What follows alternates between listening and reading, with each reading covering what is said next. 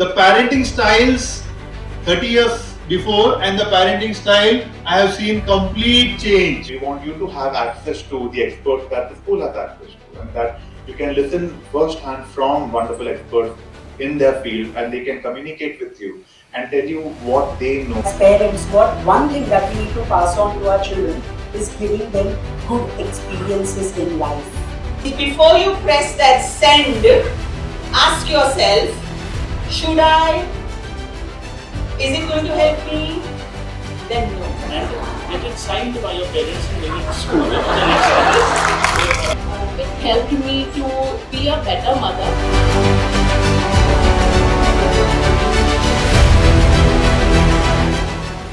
And the workshop was very informative and it was more connected to me because I have an 11-month-old daughter, and I could relate to each and every word spoken in the workshop. The children at the end of the day spend the majority of time with you.